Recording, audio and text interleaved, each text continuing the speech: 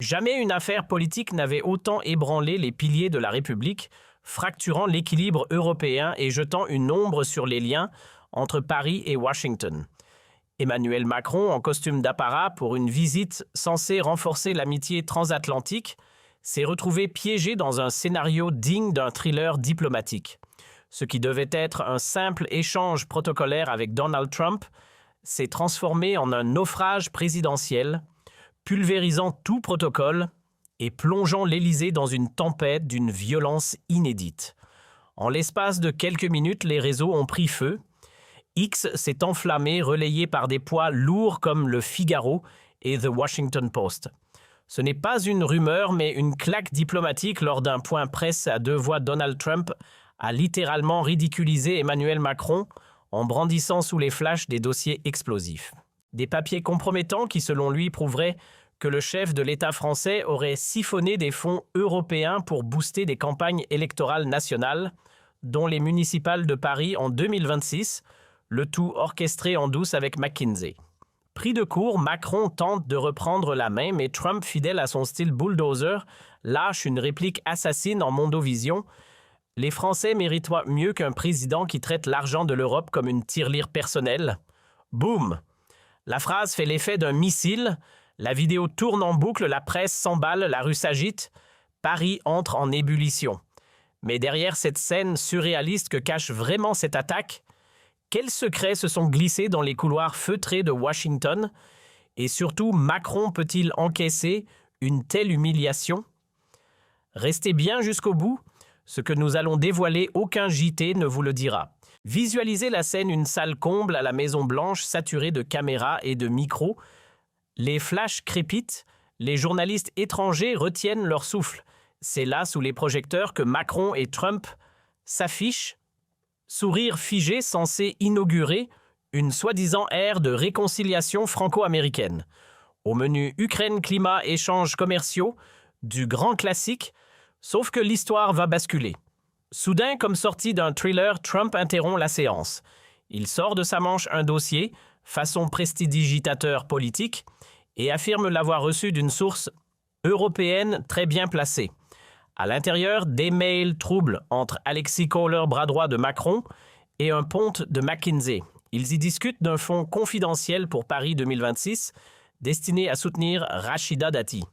Cerise sur le gâteau, un SMS suggère un deal transatlantique juteux qui avantagerait Total Energies sur les contrats climat.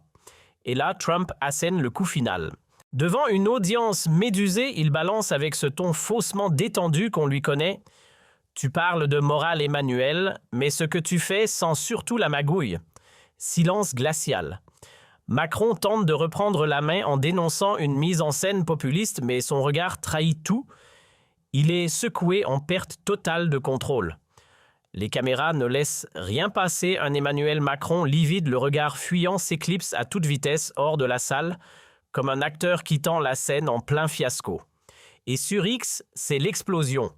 Le mot-clé « Taji-conspiration NIE 75 » grimpe en tendance mondiale.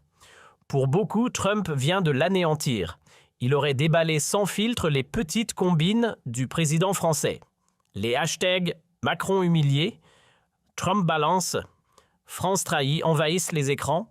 Les extraits vidéo de la conférence s'enchaînent et dépassent déjà les 35 millions de vues.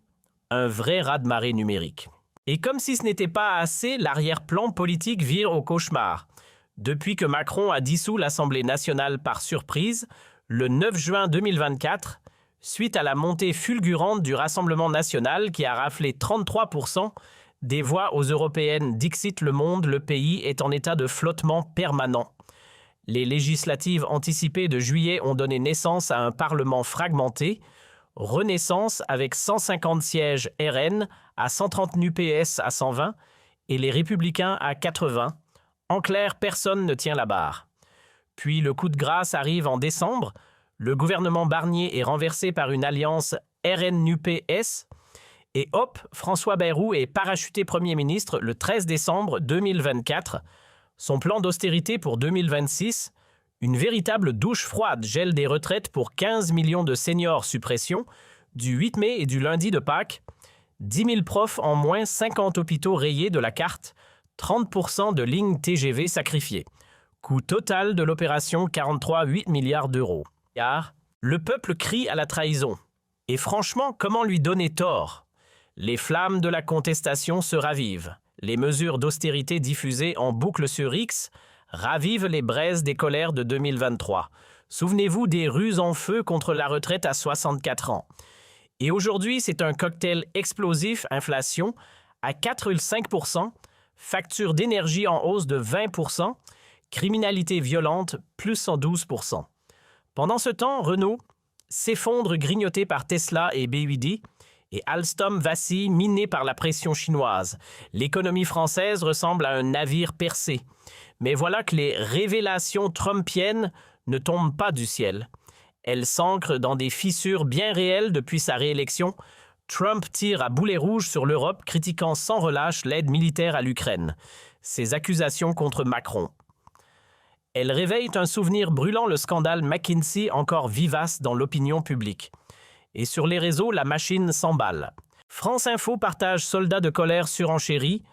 Trump dit vrai. Macron détourne l'Europe pour graisser Dati. Les théories enflent, l'indignation gonfle. Sans oublier les bruits persistants sur Brigitte Macron, que certains médias de droite qualifient d'ombre influente au cœur du pouvoir. Le feu anti-Macron prend partout. Puis vient le 1er août 2025. L'Assemblée nationale retransmise sur LCP vire à la foire d'Empoigne. Jordan Bardella s'emporte.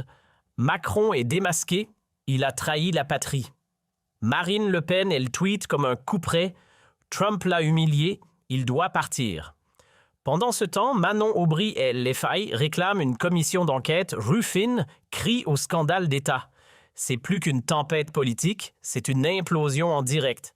Sur TF1, Gérald Darmanin monte au créneau. Le ministre de l'Intérieur tente l'opération sauvetage. Trump cherche à diviser l'Europe, c'est un jeu dangereux.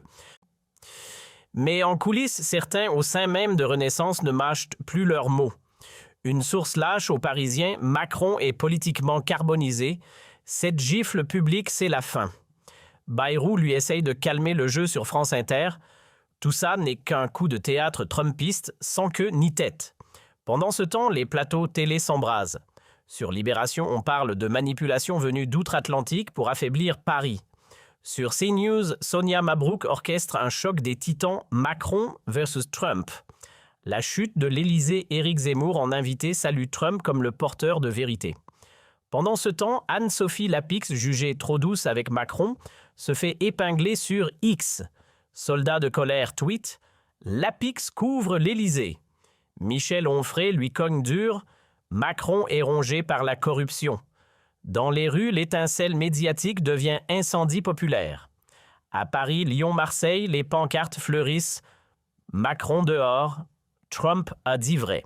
Sur X, des vidéos tournent en boucle « Affrontements violents, barricades en feu ». Les syndicats CGT et FO appellent à la grève générale. Résultat, SNCF à l'arrêt école fermé et la bourse de Paris chute de 4%. Éconocrise résume la situation en un tweet tranchant « Macron s'effondre, Trump l'a terrassé ». Mais une question brûle toutes les lèvres, pourquoi Trump a-t-il frappé si fort? Selon le New Republic, il jouerait la carte du cessez-le-feu en Ukraine en forçant la main à ses partenaires. D'autres théories affluent sur X, et si Macron n'était qu'un pion à faire tomber pour désorganiser l'UE Florian Philippot, tranche nette, Macron n'est qu'une marionnette globaliste. Trump dit ce que les autres taisent. Les Français en ont assez des zones d'ombre. Les questions fusent. Où sont passés les milliards européens qui, dans l'ombre, couvrent encore Macron? Un soi-disant rapport jamais validé mais déjà viral attribué à la Cour des comptes européenne parle de 3 milliards d'euros dilapidés dans des projets obscurs renforçant le narratif explosif lancé par Trump. Pendant ce temps, le RN et la NUPES affûtent leurs armes. Une motion de censure est en cours pour faire tomber Bayrou et le Conseil constitutionnel est désormais appelé à trancher. Et Macron pris dans l'étau, il envisagerait une allocution solennelle à la télévision. Mais dans l'équipe présidentielle, on redoute qu'elle ne mette de l'huile sur le feu. Pendant ce temps, Darmanin en embuscade pourrait bien profiter de la tempête pour préparer sa course à 2027. En coulisses, une nouvelle dissolution post-juillet 2025 n'est plus un tabou. Même La Croix lâche un titre choc. Trump ridiculise Macron, le peuple gronde. Aïe! La question qui hante toutes les rédactions peut-il encore tenir et le lien France-USA survivra-t-il à ce séisme? Ce scandale n'est plus une simple affaire politique. C'est une révolte contre les puissants.